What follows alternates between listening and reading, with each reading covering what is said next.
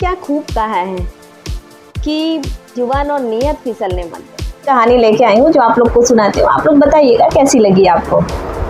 तो एक महात्मा जी थे जो कि एक शहर से दूसरे शहर, दूसरे शहर से तीसरे शहर, एक जगह से दूसरी जगह ऐसे जाया करते थे और जा जाके सब जगह अपना प्रवचन दिया करते थे। तो एक दिन उन्होंने सोचा कि काश हमारे पास एक छोटी सी कुटिया होती, एक आश्रम होता तो हम वहाँ से सुनाते। हमारे पास कोई जगह नहीं है तो काश होती तो अच्छा रहता।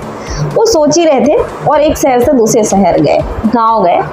तो उन्होंने सुना कि एक कोई राजा है जो सबको बहुत बड़े दानी है, सबको दान कर रहे हैं। तो उन्होंने सोचा कि मैं भी छोटी सी ज़मीन मांग ही लेती हूँ उनसे। जब वो उस राजा के पास गए तो वहाँ गए तो बहुत भीड़ लगी थी, सब कोई मांगने में लगे हुए थे, किसी को कुछ चाहिए था, किसी को कुछ चाहिए था। उसके बाद उन्होंने क्या किया, उनकी बारी आई वहाँ पे।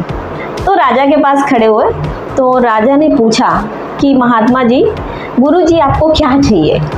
तो महात्मा जी सोच में पड़ गए कि मैं 1 बीघा ज़मीन मांगूं, 2 बीघा मांगूं, 3 बीघा मांगूं, 4 बीघा मांगूं, और अंदर ही अंदर बड़बड़ाने लगे क्या करूं, समझ में नहीं आ रहा था उनको।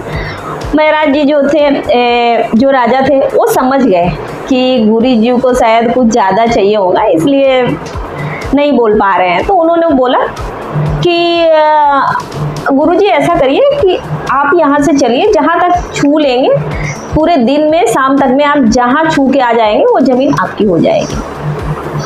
तो महात्मा जी तो बहुत खुश हुए कि अभी तो मैं आज बहुत सारा लेके जाऊँगा, यानी मेरे आश्रम के लिए काफ़ी सारी जगह मुझे मिल जाएगी। और फिर वहाँ से वो चल दिए, कुछ दूर चलते, कुछ दूर दौड़ते, चलते दौड़ते, यानी ऐसे करते करते काफ़ी टाइम हो गया। और राजा जी जो थे उन्होंने बोला अपने मंत्री वगैरह को कि जाओ पीछे, उनको कहीं भूख लगे, प्यास लगे तो कम से कम उनको देना। तो पीछे पीछे मंत्री लोग जा रहे थे और उन्होंने पूछा कि गुरुजी कुछ खा पी लीजिए, फिर आगे चलिए, आराम से चलिए, कोई दिक्कत नहीं, आराम से चलिए। उन्होंने बोला नहीं नहीं, कोई दिक्कत नहीं है, कोई दिक्कत नहीं है। गए, ऐसे करते करते शाम हो गई।